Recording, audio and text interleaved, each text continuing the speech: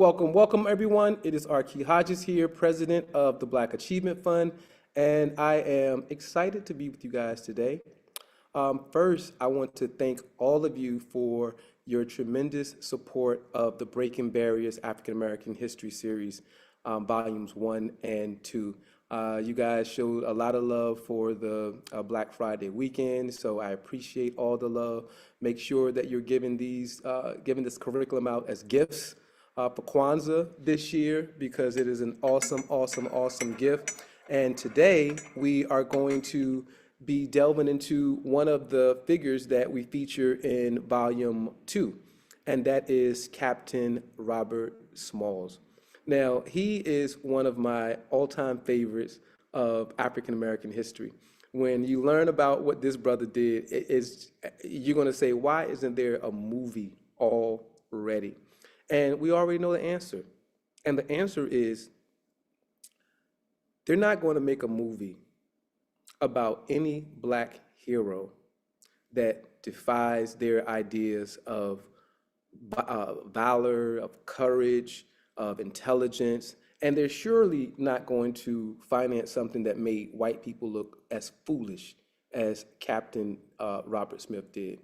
All right. But before we get into that, and I'm not going to take a long time today giving an overview of the Black Achievement Fund.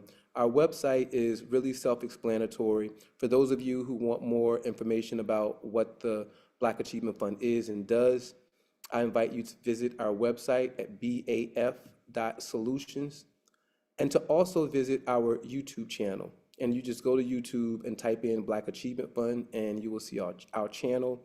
And we literally have, at this point, hundreds of info sessions on our YouTube channel talking about virtually every aspect of what the Black Achievement Fund is about.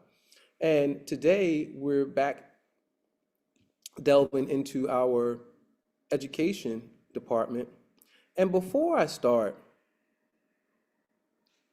I want to share that I had a very enlightening conversation this weekend with some young people, young members of the Black Achievement Fund.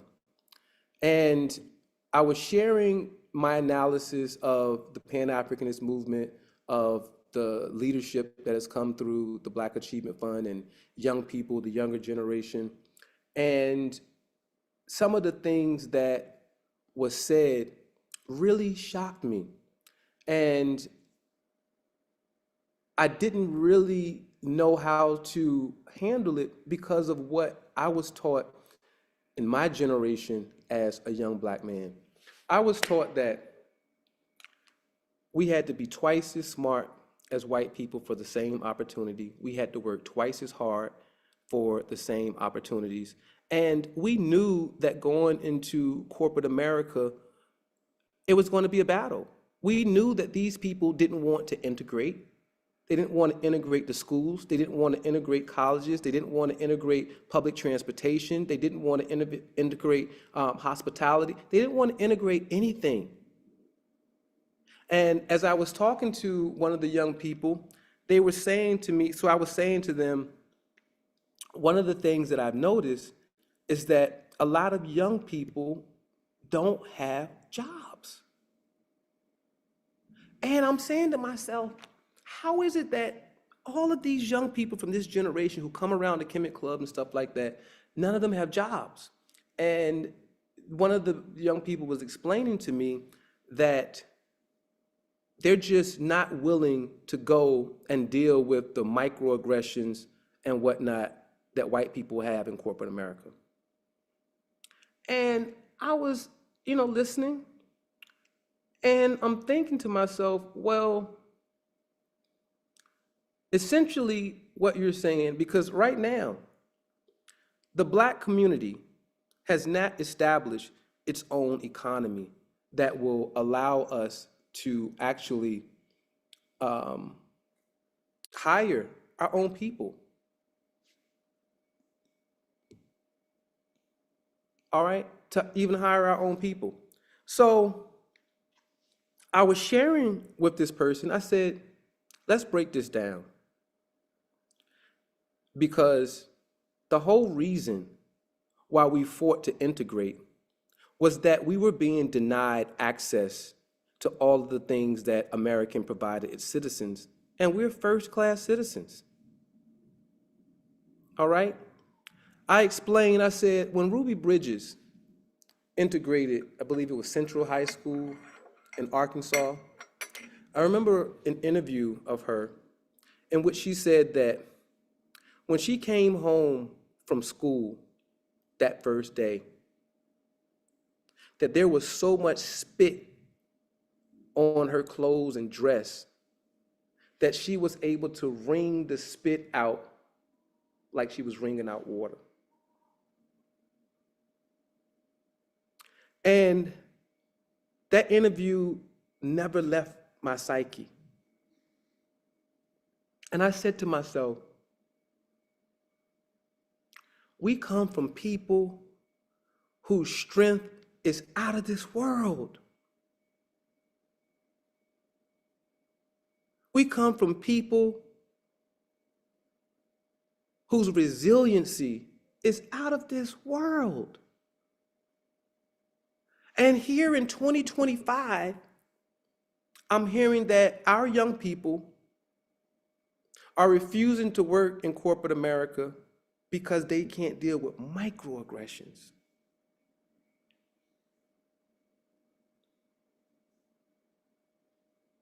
If we can't deal with microaggressions from white people in corporate America in 2025, if we were the same people saying that back then, where would we have been? If you didn't have Ruby, a girl, a young girl. She wasn't a 40-year-old adult, seasoned with life.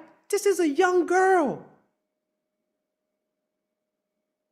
who had to summon the courage to be one of the few black people in this big high school and walk in there and walk past all of these people saying the meanest, most vile things to you as possible, knowing that during the course of your day that they're going to pick with you, they're going to try to break you, and to have the resolve to not just go that day, but to come back the next day and the next day.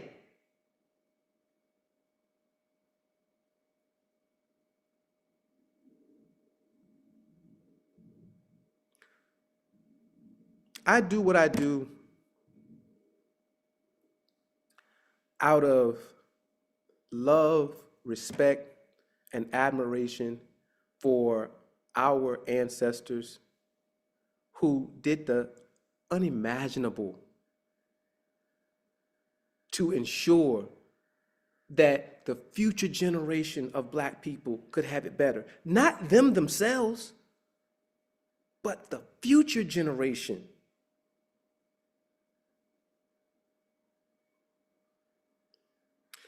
Education is absolutely essential to the liberation of black people worldwide.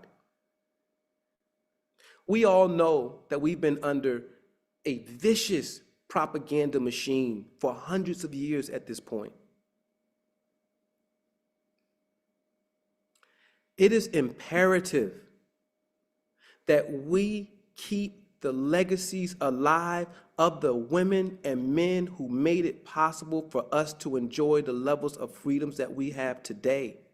Because what I was saying, I was like, this young person, you don't know your history. You cannot sit here and tell me you know your history and then don't know how to deal with microaggressions from white people at a job.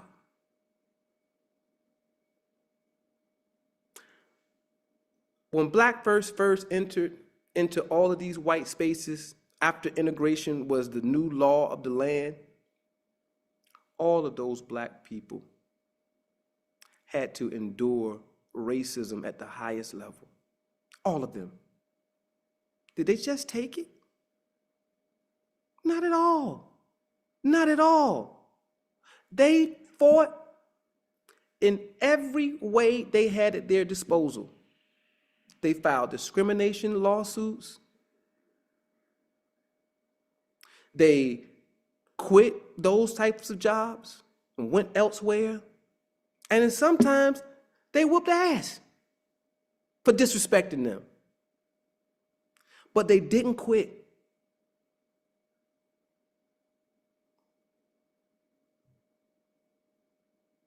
They weren't afraid of them. They weren't afraid to stand up. And this wasn't the whole black race at one time. This was gradualism. You've always had a small group of people whose courage just out of this world and inspire other people to summon their courage. I profiled these 20 women and men because I want our community to have access to the resiliency, to the courage, to the genius, so they can have an alternative context of African American history, not one of black people being all enslaved and downtrodden, but focusing on the ways in which we ourselves broke that system down by constantly, incessantly rebelling at every stage of the game, in every state of the Confederacy.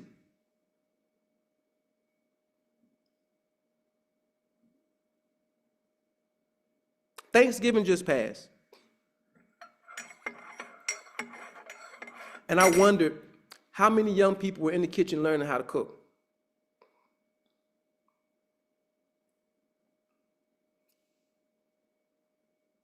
We are supposed to be sharing all the knowledge we have about our culture and who we are with the next generation and not take for granted that they automatically know this stuff.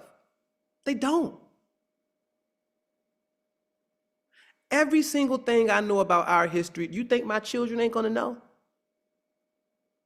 If they want to or not.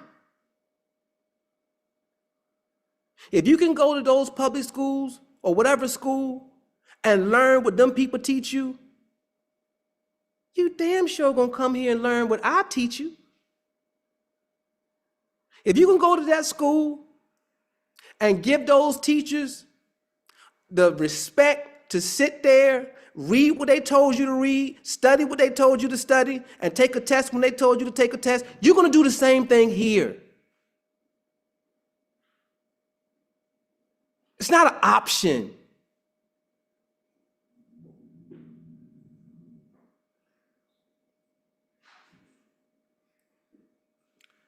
We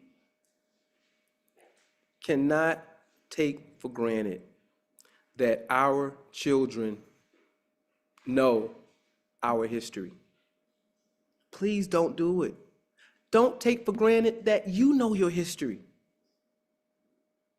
I majored in African American history, master's Africana history, taught Africana studies, and I'm still learning, and I'm still being inspired. So, without further ado, we're going to go into our class on Captain Robert Smith. For Black Achievement Fund members, all of you have free access to Volume 1. And to access that, you will go to our website, go to your members only area, put in the password. If you don't know the password, just go to info@baf.solutions and request a password. It's going to take you to our members only page. And on that page, you can update your credit card, debit card, update your contact information, modify your contribution amount, order a new membership certificate, email your membership number, suspend or cancel your membership, and add a program to our event calendar. All right, so if you want anything on our calendar, click here and we'll put it on the calendar. Continue to scroll down. This is where you receive your free access, and you'll just simply hit enter. And here you go. It's going to take you directly to Volume 1. All right, and this is free of charge to all Black Achievement Fund members. And we've just added Volume 2. And Captain Robert Smalls is our first entry for Volume 2. Can I ask someone to read the overview aloud?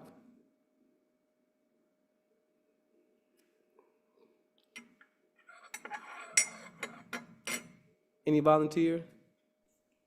Sure, if I don't have to come on camera. It's That's fine. cold here, so I'm wrapped up. That's fine. Overview. Read the The clo- quote. oh, okay. My race needs no special defense.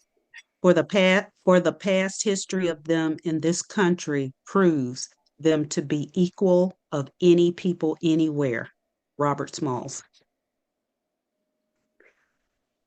This class dives into the astonishing life of Captain Robert Smalls, an enslaved man who commandeered a Confederate warship in Charleston Harbor and delivered himself, his family, and his crew to freedom. Smalls didn't stop there. He went on to become a Union hero, businessman, and U.S. congressman, rewriting the boundaries of what was possible for a Black man in the 19th century America. We'll explore how Smalls used strategy, courage, and brilliance to outwit the Confederacy, purchase his former master's home, and rise to political power during Reconstruction. This is more than a story of escape. It's a lesson in leadership, self determination, and the unbreakable will to transform oppression into opportunity. Awesome. Thank you so much, Miss Faith. All right. Sure. So this is how all of our classes are structured. You have your overview, you have quick facts about Robert Smalls, and we won't read those, but when you get the curriculum, you'll be able to have access to that. We have quick facts, then we have words and phrases to know. Okay, you just heard commandeered. Somebody may not know what commandeered means, so we've taken the liberty to create words and phrases that aren't common and familiar, so that when people are reading, they can readily know what those words are. And each class also comes with pre-lesson discussion questions. For this class, question 1 is, what does courage mean to you? And these are open-ended questions. Question 2, can you name a time when you had to demonstrate courage? If so, please share. And question 3, what risks do people take when they stand up against injustice? And what motivates them to do it anyway? So if you were teaching a class or teaching your students or your child, these will be the pre-discussion questions that you would have to lead into your first assignment. All right? First assignment, we're going to watch a 3-minute video about who this awesome individual was.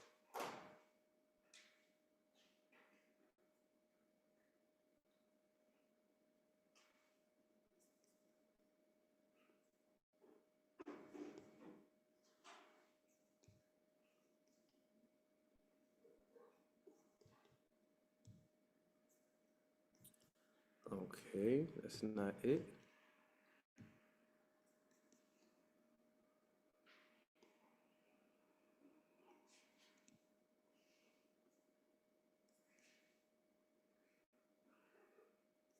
Okay, here we go.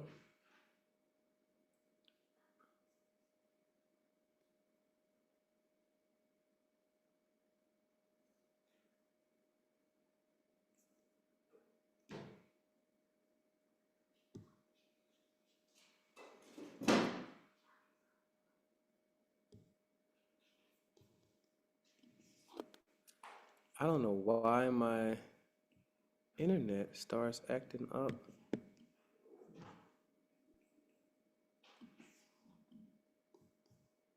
right when I'm teaching. That's why you're teaching. The Confederacy Come to on free now. his family from enslavement was only the beginning. Okay, here we go.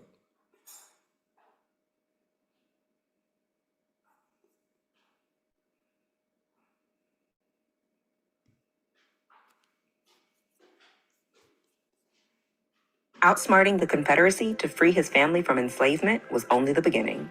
Robert Smalls was born into enslavement on April 5, 1839, in Beaufort, South Carolina.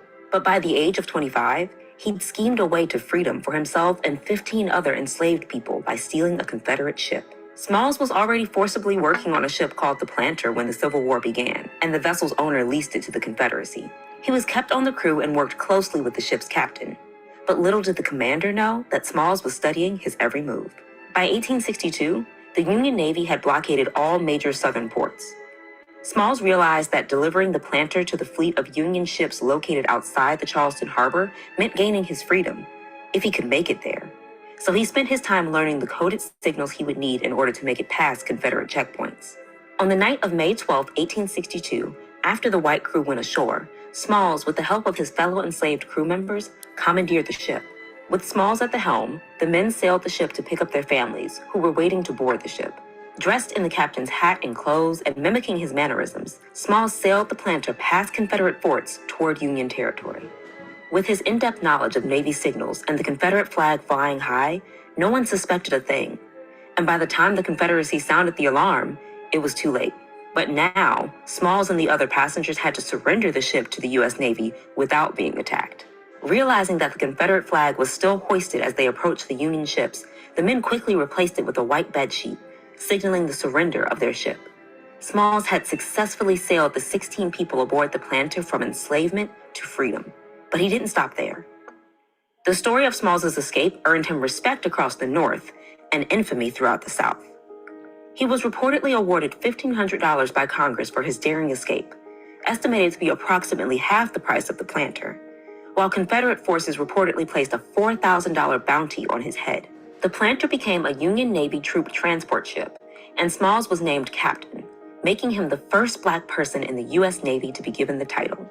Captain Smalls also commanded an ironclad vessel called Keokuk, during which time he used his knowledge of Confederate mines and movements to aid Union war efforts. After the rebel South fell to Northern forces, Captain Smalls returned to Beaufort, South Carolina with his family and purchased the home in which he and his mother were once enslaved. Smalls leveraged his notoriety to improve the quality of life for Black people in his home state and eventually across the country. In 1867, he helped establish a school for Black children and served on the county's school board. His advocacy for equitable public education made him a prominent political figure in his community during the Reconstruction era. And in 1868, he was elected to the South Carolina House of Representatives. He also later served in the state Senate. In 1874, Smalls was elected to the U.S. Congress and served in the U.S. House of Representatives for more than a decade. In 1974, the house where Smalls lived at 511 Prince Street in Beaufort, South Carolina, was designated as a National Historic Landmark. And in 2017, former President Barack Obama established the Reconstruction-era National Historic Park in Beaufort County. Captain Robert Smalls was recognized by the former president as the most influential African-American politician in South Carolina during the Reconstruction era. All right. Did you know you could be entitled to a 5 or 6 figure pay? That was one of your assignments for this class. I'm going to go back to it. Because I want you all to not be intimidated by the word curriculum and that sort of thing. What I've done for the curriculum is found the best videos and documentaries on each of the individuals in question so that your learning experience doesn't have to be tedious. Okay, this could be something that you can watch a short documentary, that sort of thing, and learn a tremendous amount about who it is that you're studying. We have the quick facts for you, the words to know, and then we also have a timeline. So I created it so that this is an easy study, all right? It's not textbook heavy and things like that. And we have a lot of primary source documents as well. Here is an article from the National Park Service, and there is an interview with Captain Robert Smalls' great-grandson, but a lot to learn. And your second assignment is also a documentary. And I'm not going to play the whole documentary because it's 41 minutes, and we would be over our time limit for today. But I encourage you all to watch it. Anybody else here? It's a dramatization of what actually happened. And I'll play a little bit of it, and then we'll have a fuller discussion. So what we gonna do? We either lock him up in the state room, or we kill him. I ain't ready to kill nobody, bro. That wasn't part of the plan. What about for our families? We ain't ready to kill nobody. Right, Robert. I don't know about this,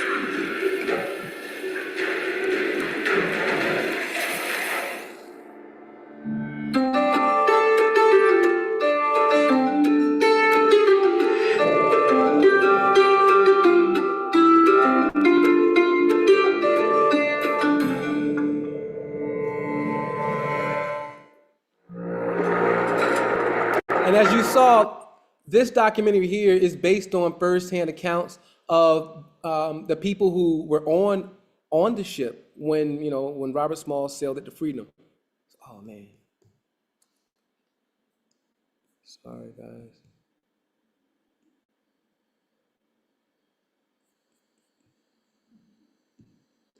It's April of 18.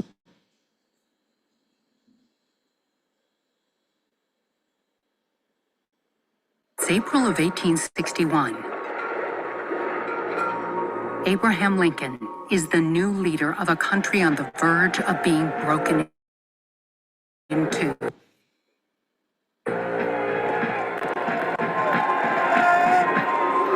Here in one of the South's largest ports, Charleston, South Carolina, the air is filled with talk among white slaveholders of secession. In the last 4 months, 7 southern states have voted to leave the Union. War appears to be inevitable. For Robert Smalls, an enslaved man working in the harbor, it is just another day of trying to earn enough money to feed his family. Yes, sir. Yes, sir. Robert Smalls was born into slavery in Beaufort, South Carolina. He was born to a black mother and a white father who may have been his owner. Put your back into that, Robert. He started working at a young age, like so many other enslaved children. When he was 12, his master decided to send him to Charleston, which at the time was really the big city. If an owner had an enslaved person but didn't have a need for their labor, they would rent them out. For skilled enslaved people, blacksmiths, carpentry work, they're going to have a little bit more freedom in mobility. There's even going to be some opportunities for them to collect parts of their wages. But please don't get it mistaken. Every enslaved person is being denied their humanity, the freedom of their time, and even their citizenship. This was still slavery, just in a different form.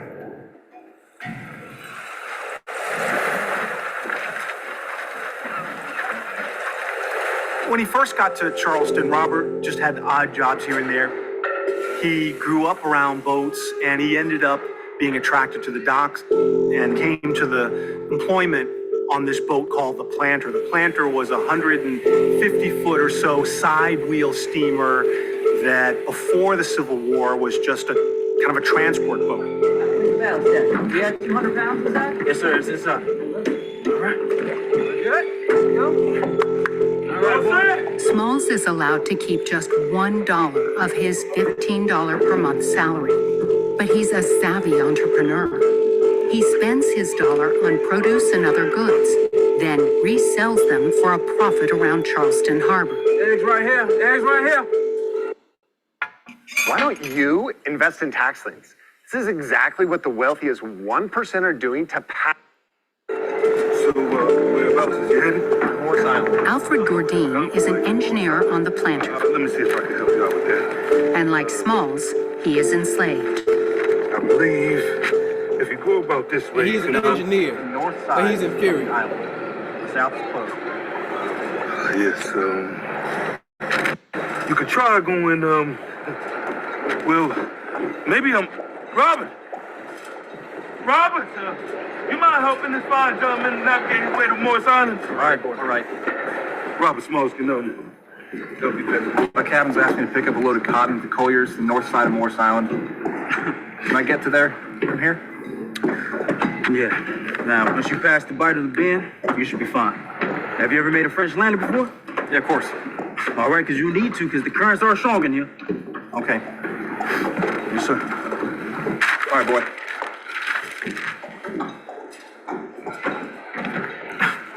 I mean, how long it's been? He still don't know the harbor? You know he just bought that yellow house on Queen Street? Don't worry about him, Robert. There's going to be a war, and wars bring opportunities. You'll see. At first, he was just a laborer. He was loading and unloading the boat. But again, he had this knack, this predilection toward achievement and toward doing things. Did you find eggs over here? Find eggs. All right, now don't forget, we're going to be running hot. Then very quickly was recognized for that. So as we come out of the harbor, how many fathoms are right outside the harbor? 4, sir. Look at you, all right. Boy, you got it. You get it. Hey, you! Where's your badge? In Charleston, Come on now. hired out workers Bad boy. like Smalls are forced to display stamped tags listing their registration number and their trade. You keep this visible out here. Yes, sir. A constant visual reminder of their place in society. They talked about taking this way down the harbor, but I've been told that the tides are low down there. You might have to take a different route. Time to reroute it. Good job, Rob. How long until we get full steam? Cordean says about an hour, sir. Captain. Need you at the docks. I'll be right there. This time, why don't you take her? Yes, sir.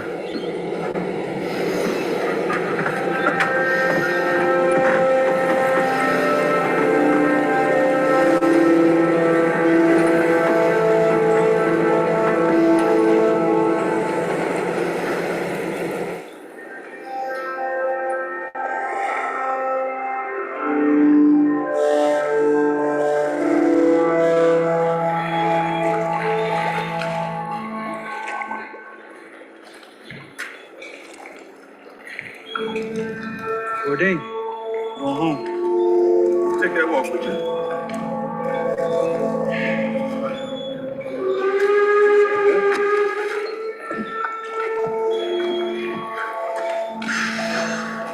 How'd it go today? Didn't do so good. Really? Didn't sell much of anything today. You usually sell out. And it's gonna kill me. Don't be too hard on yourself, man. All right, man. One with tail hand and lengthy. You're bright. One of the brightest men I know. Say hello to the missus.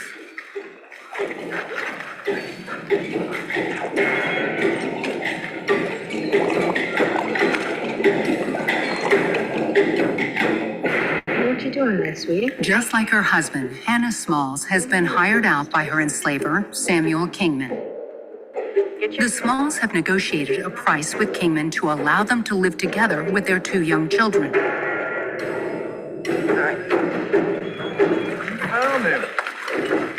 There is even an arrangement in place for Robert to eventually purchase the freedom of his family. But until he can save the hundreds of dollars that would take, they live at the mercy of their enslavers in a 2-room home above a horse stable, which Robert keeps clean in lieu of rent. You're home? The Black family unit and their desire to keep them together was extremely important. And in some cases, if it meant life or death, they would fight to keep those bonds together. How was your day?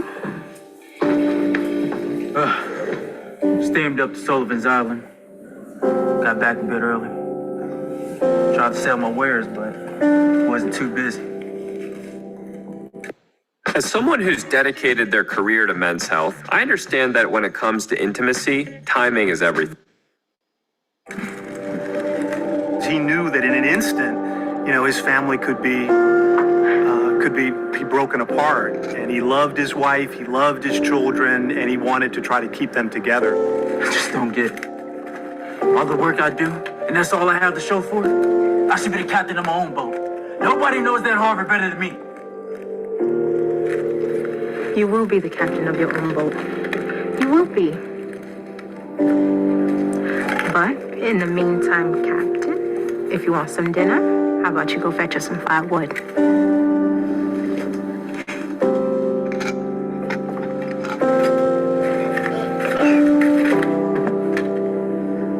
As Smalls himself would later say, Our lives were one long eternal night. Not even an occasional silver lining in the sky of our existence to bid us hope for a brighter future or a happier day. White people want you to think that there were some good slave owners. There's no such thing as a good slave owner. the morning of April 12, 1861, thrust their lives into even deeper turmoil. It's the war. It started. Confederate forces launched an attack on Fort Sumter in Charleston's harbor. The Civil War has begun. In the coming months, the struggle for Charleston Harbor grows more intense.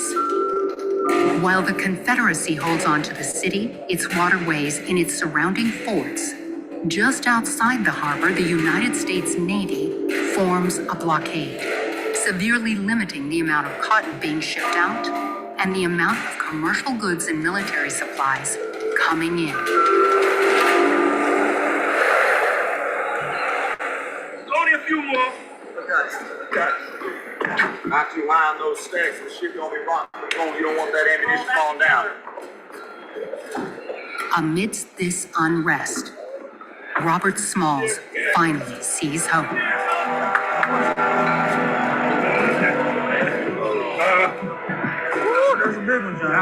War creates chaos, but it also creates opportunities to fundamentally change a society in ways that no one had ever envisioned. One of the immediate impacts of the war is that Smalls' ship, the Planter, is leased to the Confederate Navy. One of the interesting sort of paradoxes of Robert's life was that for a period he was working on a Confederate boat and in some ways working to do the business of the Confederacy. The Confederacy is desperate for labor for its army and its navy. And what labor do they have? Enslaved people.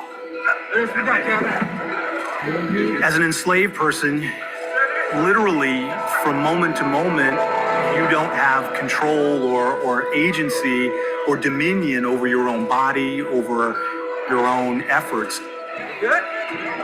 And South Carolina, during enslavement, They've got to hold on to this enslaved had the labor highest because number this is going to then or free up ratio white of men African slaves to white people. shoulder guns and fight.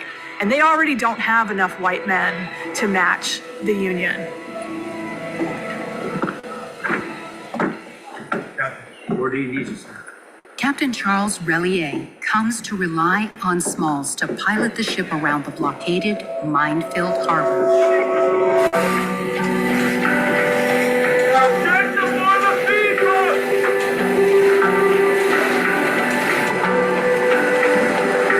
From his vantage point in the wheelhouse, Smalls studies the movements of the Confederate Navy Far as the eye can see. and the gestures of Captain Relier. Yes, sir.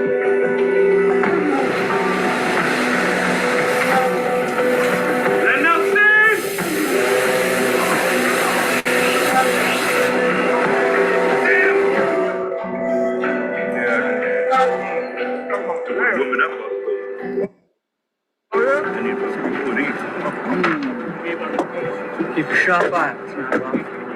Yes, sir. Rumor has it we got Yankee spies in our midst. Have a good night, boys. Smalls notes the ship's white crew breaking an important naval protocol. They leave the Planter at night, while their enslaved crewmates keep watch alone.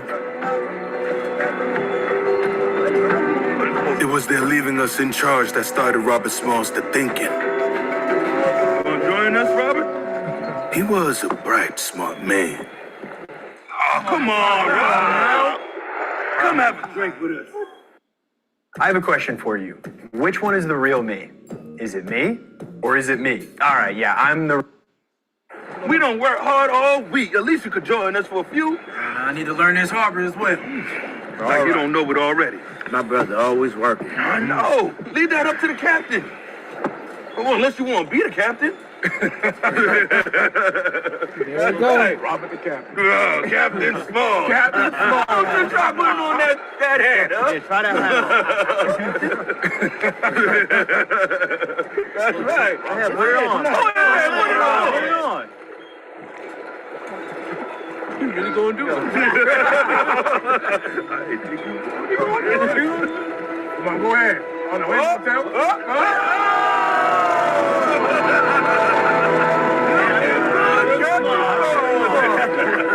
Where we going, Captain? We go to free. Yeah. How that sound, fellas? Freedom. About 100 miles away. You never know with Captain Smalls, right?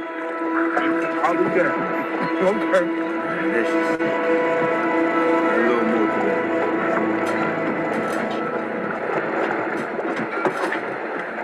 Mind if I join you?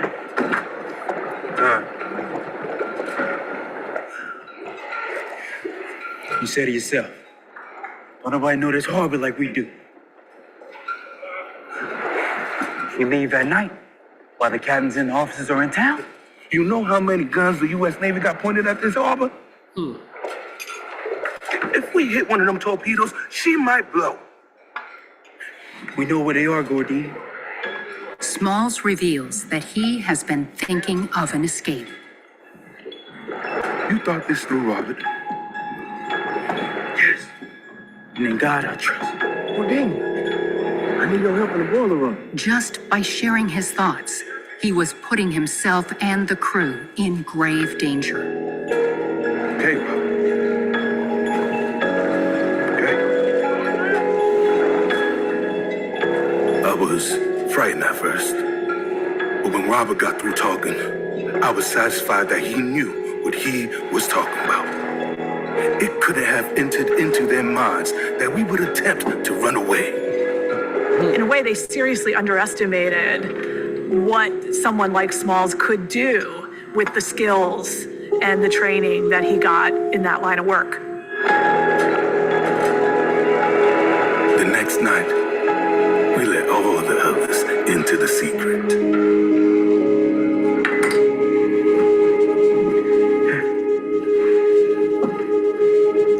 Now we make way down the harbor. Now once we get by Fort Summer, I need you to get everybody below the deck and keep the children quiet. I understand what I need to do, but what if they catch you? Then I shall be shot. Let's hope it doesn't come to that, but if it does, I'll be right by your side.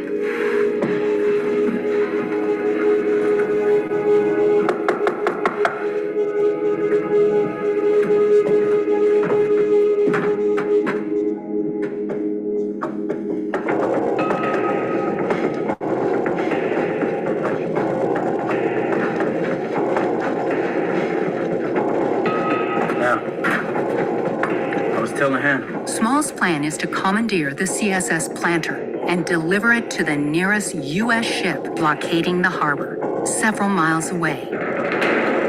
Before leaving the dock, they'd need to heat the boilers and hope the volume of smoke coming out of the steamer stack didn't raise suspicion. Next, they'd need to pass a series of armed forts while avoiding submerged mines, and pray that the planter could survive the turbulence of the open ocean. And what's more, they would make this incredible escape with their families on board. Once we leave the deck and make way down the harbor, we'll pick up the women and children on the rowboats here. We need to get to the Union line ourselves, then come back for our families. It's too dangerous. We could be shot, shelled, or hung, or sent back to New Orleans. No, we need to stick together. Now, I know it's risky, okay? But we have to stick together and do this in one night. After talking the matter over for 2 hours, I'm with you, Robert. every man shook hands with Robert Smalls and pledged himself to be ready whenever called upon. This was no ordinary act of slave resistance. So they are risking being sold back into slavery, or they're risking punishment, which could be death.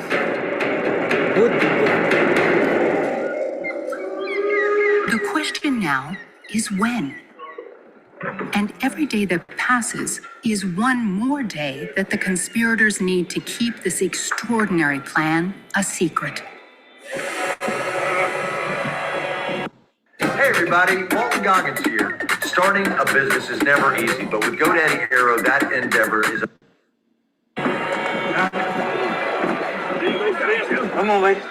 Watch your step now. Our wives and children frequently came down to the boat in the evening so that their presence on board would excite no suspicion. Everybody good? We didn't give the secret away to them, however. Apart from Small's wife, Hannah, none of the women know what is being planned. But they are being asked to spend an increasing amount of time on the planter. Thank you all for coming. So that once the day finally arrives, their presence won't arouse any suspicion. For several days, the crew waits for their opportunity. Smalls has his chances, but he's interested in more than just his freedom. Smalls wanted to carry something besides the steamer out to the Yankees. We were daily engaged in transporting guns and munitions, and he had his eye on 4 big guns. Finally, on May 12, 1862, the big guns are loaded onto the planter. This night was going to be the night. He was either going to fail and was going to die that night. Anybody else here? Or he was going to, get to that federal blockade and he was going to be free. That was how much freedom meant to him. That's how much, protecting his family meant to him. But another complication. Every night for the 2 weeks previously, the 3 white officers had gone ashore as soon as the boat tied up. But on this occasion, the mate announced that he would sleep aboard. So what we gonna do? We either lock him up in the stateroom or kill him. I ain't ready to kill nobody, Robert. That wasn't part of the plan. What about for our families? We ain't never killed nobody before. Right, Robert. It was finally decided to go ahead. Mr. Hancock. Huh. Miss Barnett. But we had scarcely come to the conclusion when the man went ashore and thus saved his own bacon. Hey, Robert. Watch the boat for a minute. Sir. It's all yours till I get back.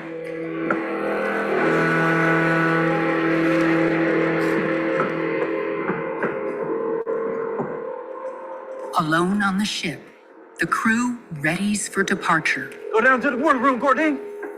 We gotta get that steam going. Come on, come on, come on. Smalls races home to tell Hannah to gather the families. We're leaving, Hannah, tonight. Gather all the women and get them down to the boat. Now remember, don't tell them why. Go. Come on, Lydia, let's go.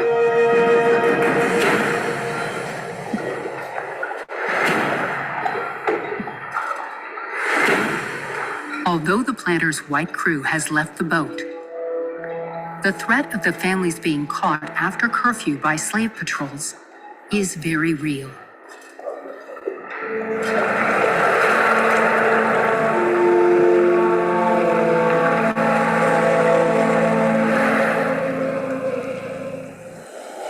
Is that all the women? Let's go with you. Okay, everyone. Now, I know it's late, but we invited you here for a reason. I want everybody to pay attention. Robert got something to say. Robert, lead the way. I know what all you thinking. And thank my wife, Hannah, for bringing you all.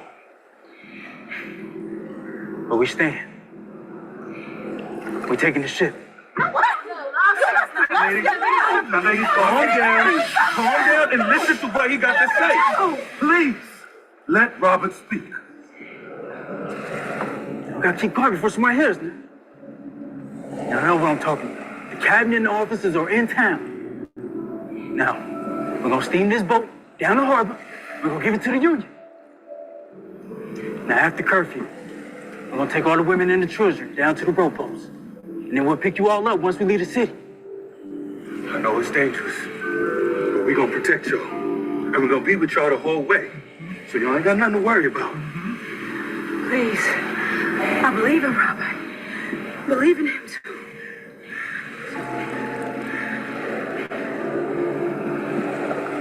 To freedom. To freedom. To freedom. Now you hear that? All right, now that's curfew now. Let's go, then. Keep quiet. They knew enough to realize that every man of us would be shot or hung if the attempt was a failure. If Robert Smalls had had the grit of a bulldog, he would have let go. Smalls sends the passengers a few blocks upriver where there isn't as much surveillance. They still have 3 long hours to wait before it will be light enough to launch. So today's the day. I've got my RTA mock system and Coyote appliances.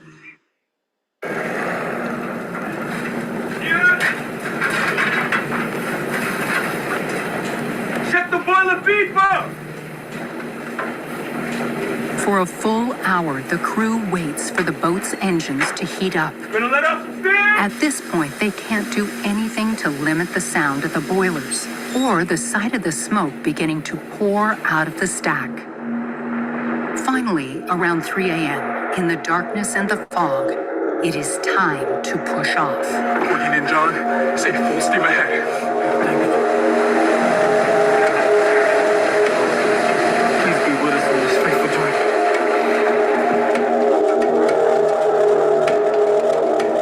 First, they pick up the families at the arranged meeting place upriver.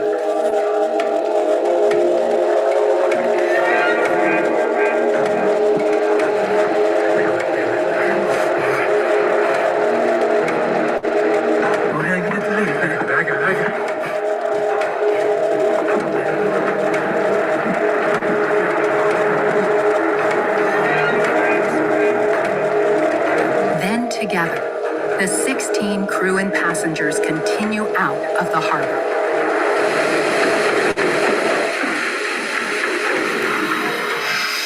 Once clear of the wharf and headed down the bay, we ran at slow speed. Smalls in the pilot house and steering by the compass, how to right down the channel, flying the Confederate flag as usual. They pass by Fort Ripley and Fort Johnson, slowly and without issue.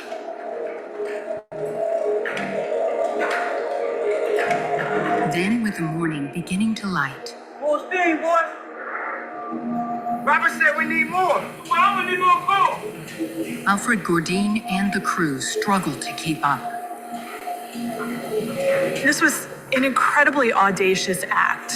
It was an act that required ingenuity, bravery, a willingness to throw everything at this and make a run for it. John, what else you got up there to burn? Even though Robert knew how to sail this boat and knew where the federal blockade was and knew that if he could get there, he'd be free, no one ever thought that Robert would act on all of those things.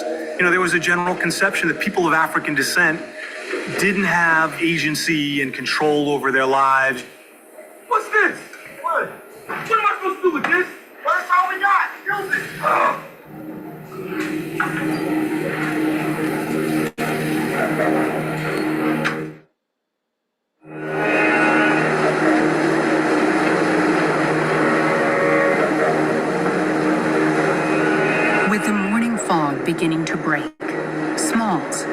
tries to hide his identity.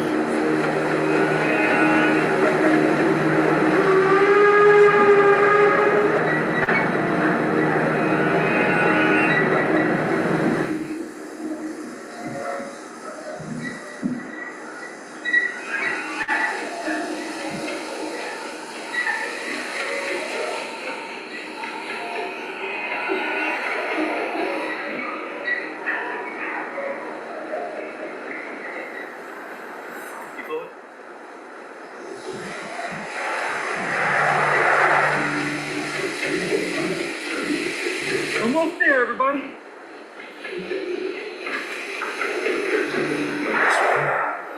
That's one last thing. They are approaching the heavily armed Fort Sumter. Beyond its cannons, the open ocean.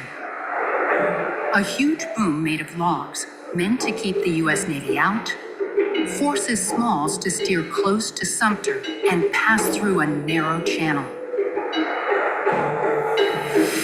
When we drew near the fort, every man but Robert Smalls felt his knees giving way, and women began crying and praying again. We're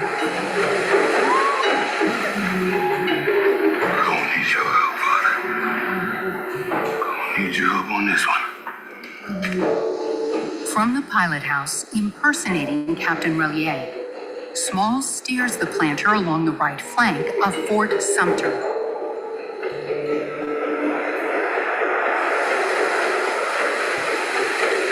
Everybody get down. He gives the signal and waits for the countersign. Oh, Lord. Please be with us.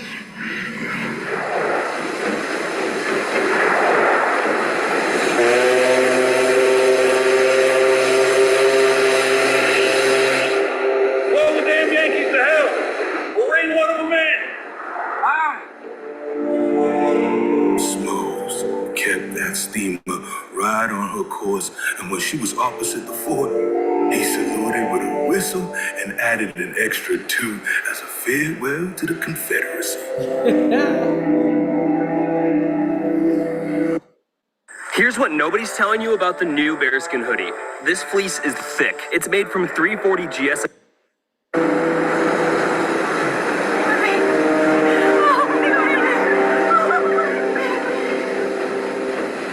By now, Charleston Harbor has begun to wake up and to realize what has just happened.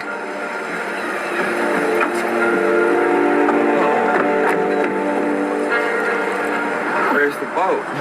Where's the boat? The planter and its passengers are beyond the reach of Confederate guns, but they aren't yet in the clear. Almost there, boys. With Fort Sumter in its wake, the planter heads east toward the Union blockade. Though Smalls is an expert navigator, the planter was built for rivers and coasts, not the open ocean. Where's the best sheet? Check my wife, Hannah. She has it. Okay. Hurry now.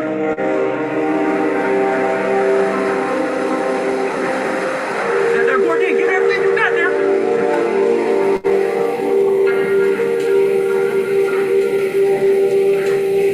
Robert says we need to keep it low.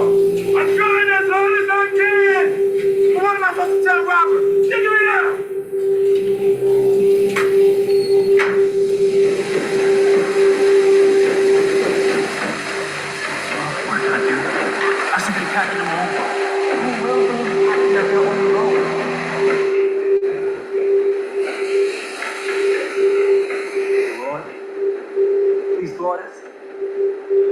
Got us to the land of freedom.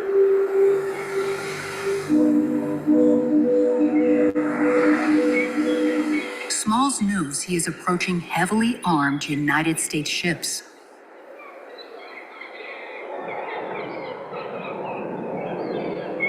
On deck! Steamship! Up to starboard beam!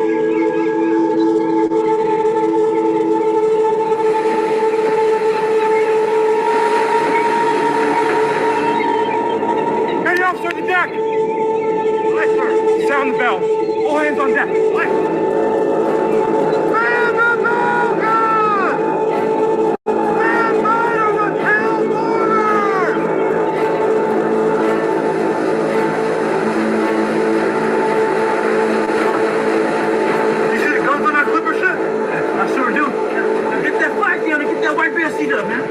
to draw their attention without drawing their fire. Sir, guns are manned and ready. Stand by. Aye, aye. Hey, hurry, man. Get that white bear seat up, man.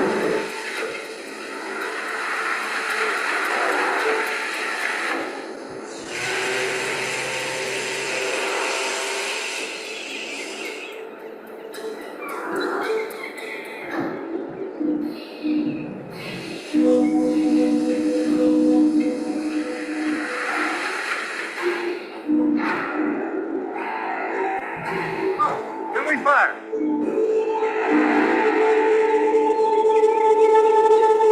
Sir, hold your fire.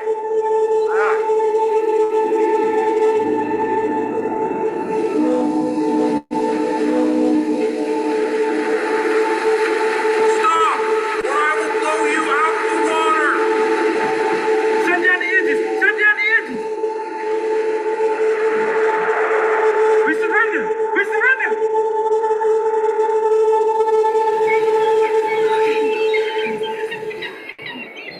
Stand down.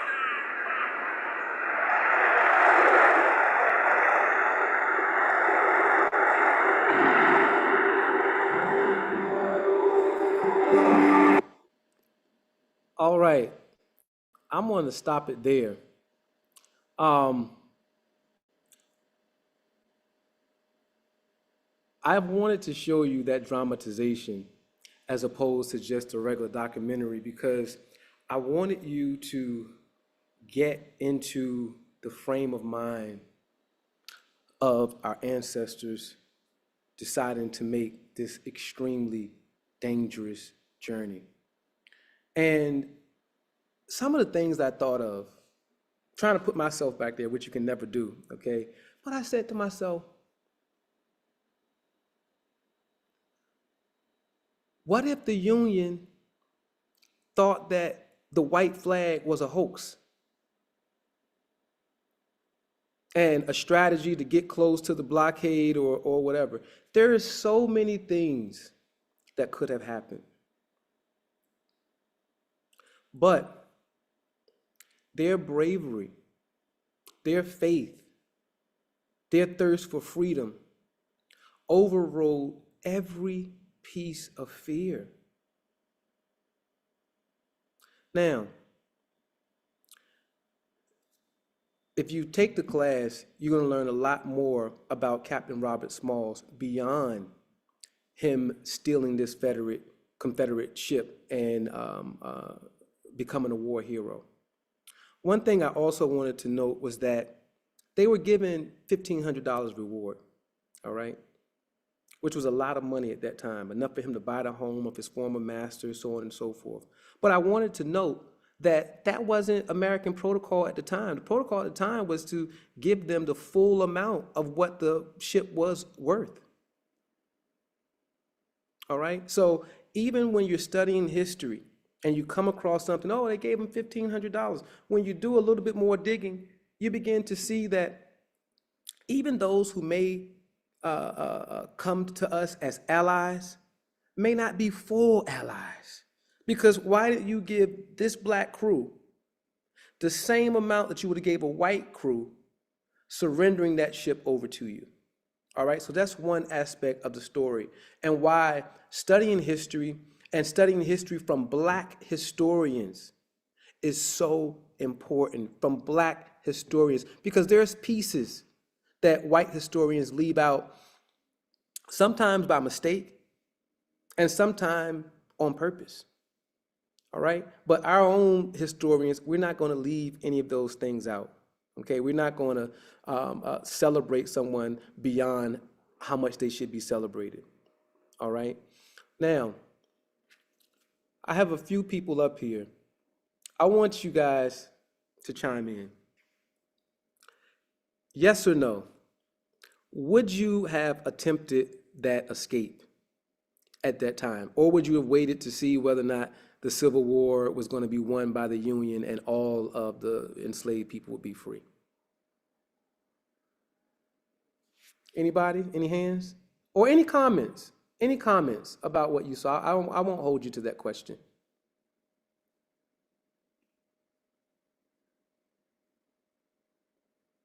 I put it in the chat.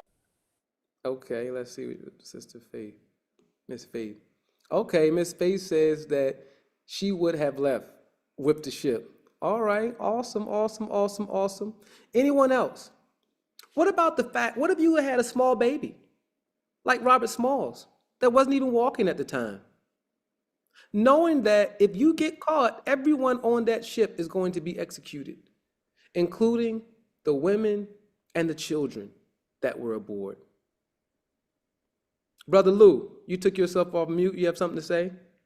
Yes, I would. Well, I would have left with the ship as well, with the captain as well. Yeah, I would have been there, ready to fight, ready to keep the ship going, doing whatever I could do, man. Yes, sir. Miss Faith said I would have tied the baby to me. All right. All right. You know, when you come across stories like this, it's almost unbelievable. And again, this documentary that I just shared, this is just one aspect of this man's life. Just one aspect. Yes. Okay? He went on to become a South Carolina state senator, state representative, and then went on to serve in the U.S. Congress for over a decade. And all this history was hidden from us. All this, I never heard of this. You know, it's unreal. You know, and you studied, I studied the Civil War in college. Yeah. Did I ever hear of anything like this? Absolutely not. No way. Absolutely not. But when I learned about Captain Robert Smalls, and when I started doing all the research on him and, you know, the documentaries and things like that, I was like, wow, this should be a Hollywood movie. How is this not a Hollywood movie? You couldn't make this up. All right? The other thing that I wanted to point out, white people were so arrogant in their thinking and belief, white supremacists, that black people couldn't think on our own. That black people, we were happy. They literally sold themselves delusions that we were happy, that we couldn't dare pull something off like this. We wouldn't even, it wouldn't even think of it. Go ahead, Brother Lou. You know, you breaking up on it. To navigate that ship. Yeah. Yeah. Can you hear breaking up? Yeah. Yeah, I mean, I just fascinated that he could, you know, knowledge, man, you know, self-taught, and it just blew my mind. Mm-hmm. Now here we're supposed to be inferior. Yeah. You saw throughout the documentary that the enslaved black men knew more about navigating the ship, knew more about the harbor than the captain, the white captain and crew. They had to go ask the black people. And I suspect that in virtually every industry, that was the case. The white people in charge had to go ask the black people how to do stuff, even though they were the ones in charge. And I loved how Captain Robert Smalls used invisibility, knew that you wouldn't think a million years that a black man would try something like this. That's your level of arrogance, right? Now I said to myself, man, if black kids were taught about Captain Robert Smalls growing up, look how much courage they would have gained from this story. And not just the men, also the women. Right. Women with babies.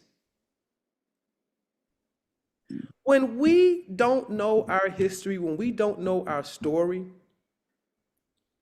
then the people who are teaching us history, who are teaching the world history, they're never, ever going to shed light on any black person that defied them, outsmarted them, or anything. And that's where we come in at. We're in the information age. Everyone is taking advantage of the information age except us. How many of you know what Elon Musk did a week ago that was absolutely illuminating in terms of social media, Donald Trump, the election?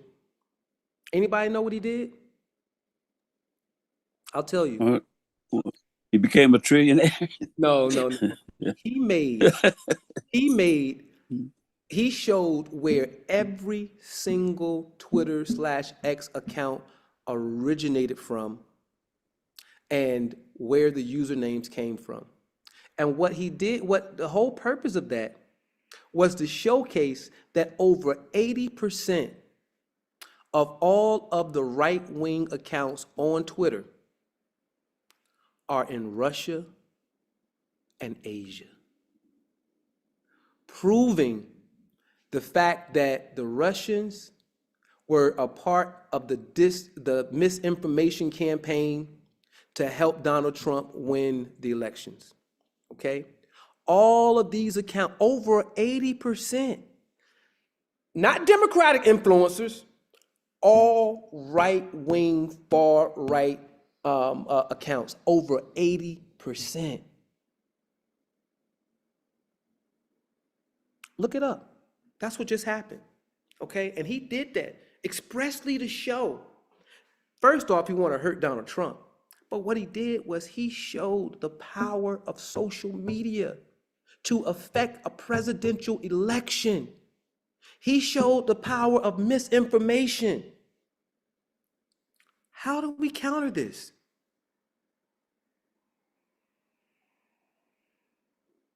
We're moving towards a society where we're not going to have any confidence in any information that's being shared, any knowledge that is being shared. You're not going to know.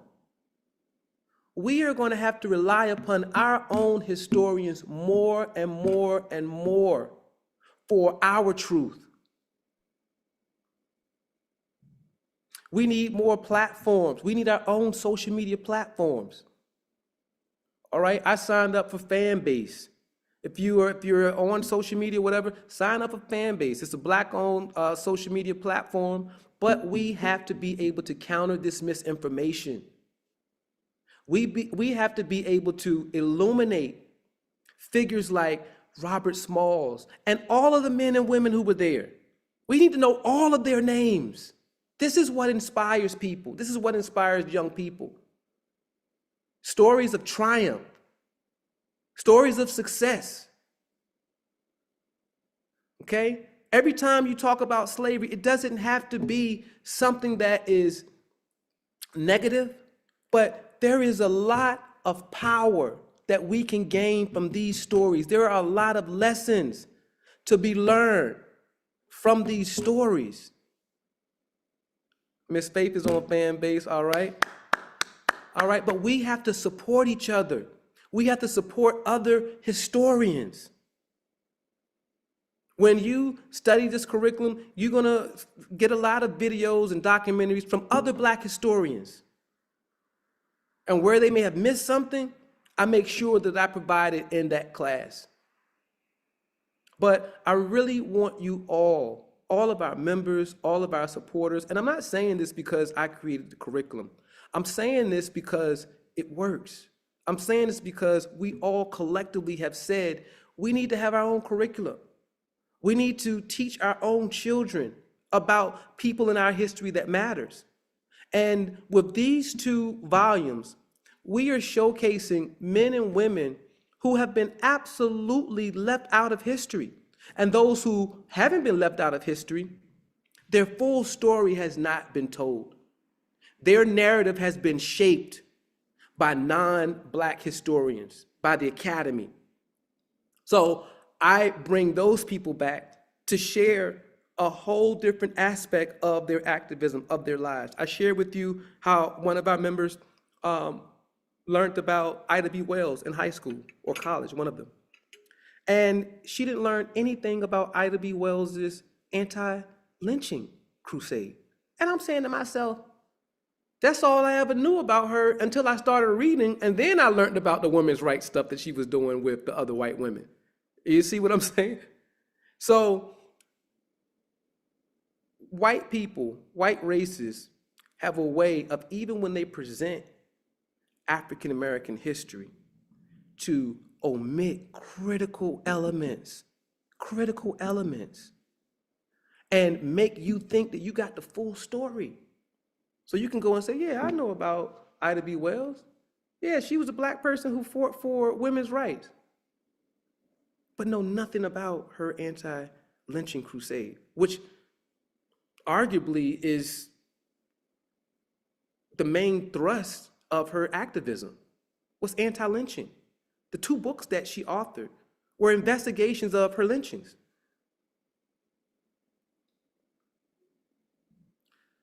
Ladies and gentlemen of the black race, we have a lot of work to do. Teaching our children, teaching ourselves, learning this stuff, we cannot take it for granted. Okay, you can't take for granted, I'm 60 years old, I know all about Black history and culture. No, you don't. An intelligent person knows that you never stop learning. You never stop growing. You never stop evolving. And we are the ones who have to teach the next generation. Most of you who are Black Achievement Fund members, especially some of our older members, you grew up with pretty much all Black teachers, all Black schools.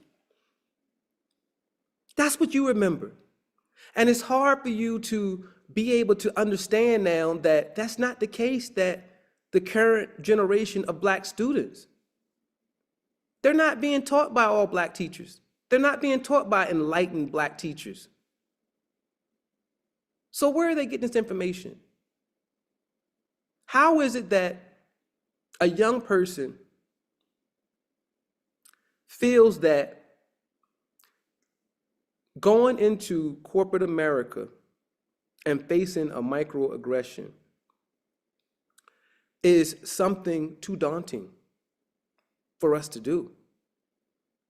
And I'm not advocating for all of us to be going to work for white people. The whole purpose of the Black Achievement Fund is for us to pool our capital together, begin the process of establishing the industries that we need, and that we'll be able to employ our own children and ourselves.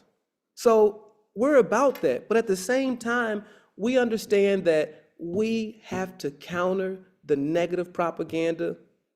We have to supplement Black history curricula and courses. We can't leave it up to white people to teach us about our own history. We have to do it. When we build our own schools, the curricula could you make a documentary on this person, you make a documentary on that person. Our children are supposed to be learning knowledge that is going to empower them, empower our community, and provide them with the value system that will enable them to stand up to anybody seeking to oppress them, to any system seeking to oppress them. Only we can do that. Only we can do that. Only we can do that. No one else has a greater incentive than us.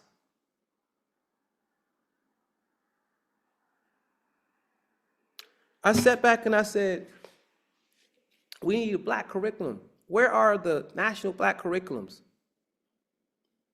And as I started researching, there weren't hardly any. One of the best ones I came across was Kunjufu's curriculum, and that was from the 70s. And unfortunately, it's not digitized, so you have to buy the actual books. You have some public school systems like New Jersey, who mandated the teaching of African American studies and things like that. But that's where it starts, African American. They're not taught about ancient Kemet. They're not taught that we were the genesis of all knowledge formed of spirituality. They're not taught that.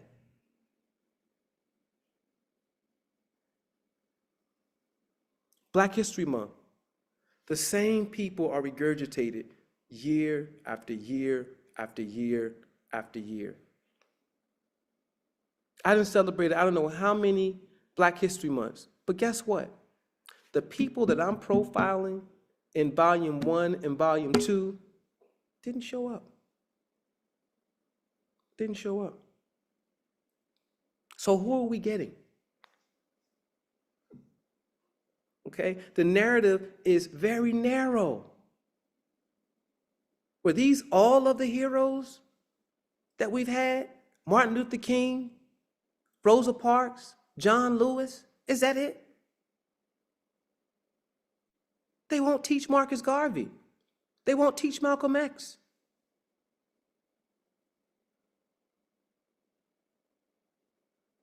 They teach who we already thoroughly know and leave it at that. They don't teach about the white people who risked their lives to help Africans escape from enslavement. Why? Because they want white people to believe that all y'all was racist right along with us. All y'all hated black people right along with us. We hate black people as a whole, as a united front. That's what they want other white people to believe. They want other white people to be a united front against every other race of people. And you had so many, just like I'm illuminating these black people, you had so many white people who did similar things. And one of them is Cassius Clay.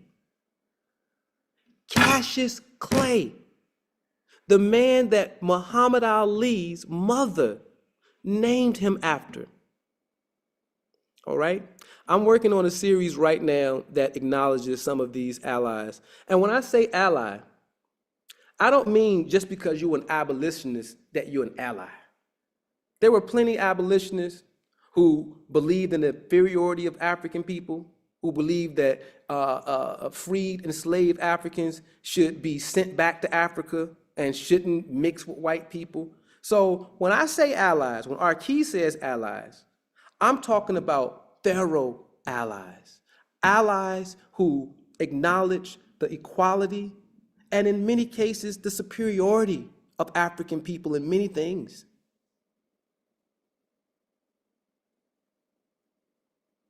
All right? So please take a moment. I promise you, you will be enlightened. If you take all 10 classes from volume 1, all 10 classes from volume 2, and you're not inspired, you're not motivated, you're not enlightened, you're not in awe, write me. I will give you your money back. I promise I will give you your money back. Okay? That's how much I stand on the Breaking Barrier series. All right, it is now approaching 3:30. I want to thank you all for joining the Black Achievement Fund. For those of you who have not joined the Black Achievement Fund, please do so right now. Go to baf.solutions/join. It's $9 a month. There are a ton of things that the Black Achievement Fund has done, is still doing, is still working towards, but we're not going anywhere, and we're going to realize this next awesome Black community, which is New Kemet, okay? That's going to happen. So we need you there making the history, not there on the sidelines waiting till history is made, okay? We're inviting you to become a part of being made. I did not believe that we could do this in 2025. I would be spending my time doing something else. But I 100% not only believe that we should be building new Black Wall Streets all across America, I know that once the Black Achievement Fund does the first one, that is going to be the inspiration for the next 200-300 to come. Okay? This is a serious mission that we have here. This is a serious plan that we have here. And this is a plan that our ancestors have developed thousands of years ago. This is collective economics. This is not anything complicated whatsoever. But it's just like what you just saw with Captain Robert Smalls. There has to be trust. They had to trust that he knew what he was talking about. They had to trust with their life that this black man knew what he was doing. And none of them betrayed him. Okay? They know that if they would have betrayed him, they would have got a reward. They would have been eating good, living fat.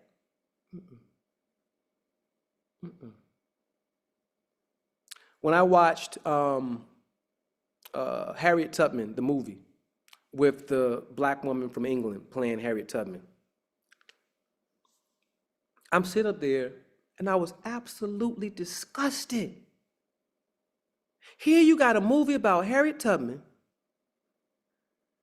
and a core theme of the movie was a black man hunting her down to kill her.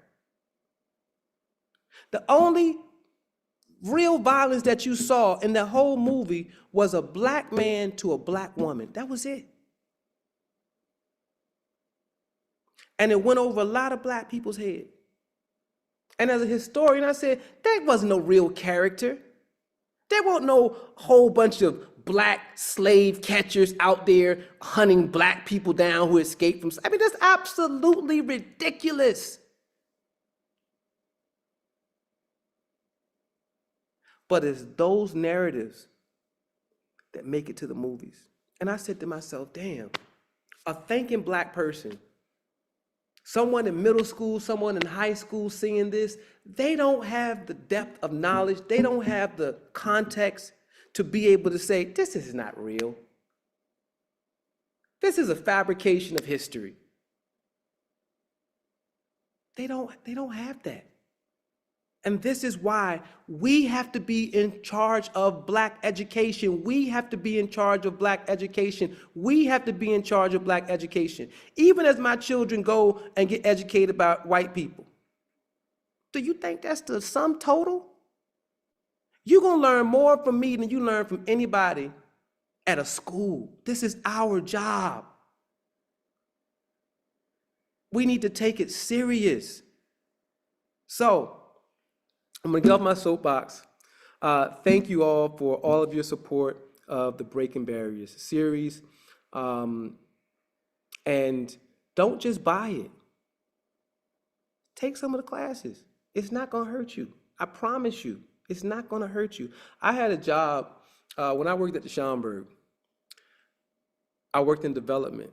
So I had to stay after work for every VIP reception, for every single exhibition, every single public affairs event, all the time. And here I was, a young man in my 20s, and I'm like, Lord Jesus, I want to go have fun. I got to stay here tonight till 9 o'clock. But I tell you what, not one time did I have to stay back did I ever regret it. Every single time, it's like, man, I'm glad I did stay back. I'm glad I did stay back. So I say all that to say, don't fight it. Run towards it, because it's going to keep your consciousness level high. It's going to inspire you, and it's going to give you the motivation to teach somebody else, because you can't wait to share it, just like me. Once I started learning this stuff, I'm like, man, I cannot wait to share this story. So please share these stories. Please share these stories, okay?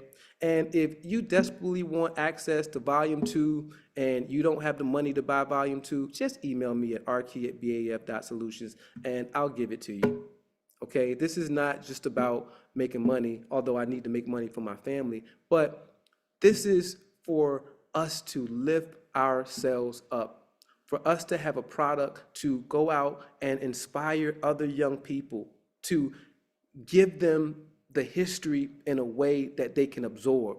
They're not going to go and read the Blueprint for Black Power. They're not going to read that. We can barely get them to read any whole book, okay? And I'm here to tell you this. Public school right here in Atlanta, My daughter was given a book to read, and they didn't even have to read the whole book. It was just select chapters out of book. And I said to myself, who in the hell would tell a kid it's okay to read just pieces of a book?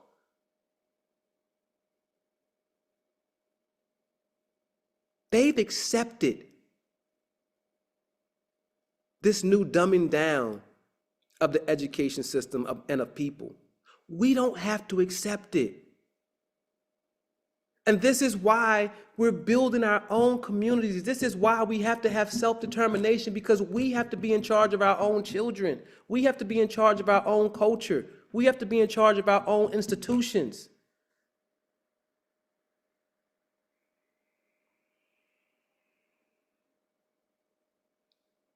Take the knowledge and run with it. Share it with someone who you know will be inspired by this, who you know need this. And every Black person, I think, needs this. All right? So let me get off my soapbox. Let me get off here. Thank you guys once again. Brother Aki, you got someone have their hands up. Oh, I'm sorry. Who is that? It's Global me. Glamping? Hey man, oh my gosh, this has been an amazing experience. The reason I joined on the call today was Deshaun Faulkner actually had scheduled an appointment with me to discuss ecotourism and glamping. I'm the founder and CEO of Global Glamping, and he sent me this link, and he's like, "Yeah, you should check out the meeting today." And dude, I got chills, man. All right. You know, like I never heard of that story. It's truly inspirational. So like I'm gonna finish watching that documentary. But I just wanted to, let you know I think what you're doing is absolutely phenomenal. I'd love to schedule a time to, talk with you about, the communities because we're focusing on TLC, togetherness, love, community, getting people connected to nature. I can see that you're a true leader and what you're doing is absolutely amazing, man. So, my prayers go out to you and your family. And I just wanted to say, like, this was an awesome experience. And I'd love to be able to help out in whatever capacity I could. And so, yeah, seeing it, from a white person perspective, like seeing everything that you're doing, it's just like, wow, it's just the world needs this right now more than ever for people to come together from all walks of life and the government is left wing, right wing, same bird kind of thing right now. It's just corrupt, and so we need to come together. And I just wanted to give you some kudos, man, and praises on what you've done with the Black Achievement Fund and building this community. And thank you for allowing me to be a part of the call. It was definitely an amazing experience. Thank you, man. I really appreciate that. The Black Achievement Fund is open to anyone who believes in our mission and our guiding principles, regardless of race, religion, political preference, sexual orientation, and all of these things that are meant to divide us. And Yeah. I've been sharing with our members that I was working on a piece to illuminate some of the white people, allies, who have helped us as well, because one of the things that I realized is that they're playing us on both sides. Oh yeah, they're lying to us and they're controlling the narrative and our history. It's crazy. So like I literally had never heard of that story, and then like I'm just like, wow, this is so inspirational, Like they just lied to us about everything. In 2025, can you believe that a story that is this sensational could be erased? I unfortunately, after going down the rabbit holes that I've gone down the past 10 years, unfortunately I can because, they want to keep our frequency lower. They want us to be divided. They want us to not come together as a group because it's like that movie, Ants, when the grasshoppers say, hey, if they come together, it's just like, and again, it's at a point now to where, color is no longer the thing. It's like sovereign people, fighting our totalitarian oligarchy government and new world order. And it's actually happening. And people are finally starting to wake up to it and see like, wow, we've been lied to about everything. And the fact that people are waking up and, joining these calls and building this community and, just fighting for our sovereignty really is I love to be an advocate and help out, and yeah, I'm definitely going to join the program, and Awesome. I'm going to continue to like I had 3 meetings that I literally rescheduled today, like that was going because I didn't know how long the call was going to be, but it just kept going, so I just kept texting, hey, I can't join the meeting yet, can't join the meeting yet. So I stayed through the whole meeting, man, It's and just normally only an hour. It's normally only an hour, but this was such an extraordinary story that it begged a little bit more time today. no, it was amazing, man. And it was also, we're a faith-based business, and I truly believe that God's bringing people together right now, as the kingdom is rising to come together, and being on the ship and then being able to come together. It's just there's a lot of symbolism in today's message too, that coming together to right this ship in the right course in the right direction. It was a very, very powerful message today, brother. So thank you. Thank you, man. I'm so happy that you were able to catch it and that you're going to be joining us. I put my email in the chat. It's just rkey@baf.solutions. I'd love to follow up with the conversation with you. I know that we were supposed to have a meeting. So take my email down and email me, and then I'll have your information, and then I'll Yo, follow up tomorrow. yo, what's up, Aki? This D-Sean, man. He already have Oh, it, what's man. I up, spoke with him bro? earlier. I spoke with Okay, him earlier okay. before the Zoom so we can partner up with him, man. Nice. I didn't know you Awesome, were on the awesome. call. That's awesome, bro. Well, Yes, listen, you sir. guys follow up with me tomorrow, okay? Awesome, guys. Well, hey, man, I appreciate it, Arki. It was a pleasure to meet you, and thank you for sending me the link to Sean. I'm glad I was able to join. Awesome. Yes, sir, man. Take care. All Awesome. right, Black Achievement Fund hug, everybody.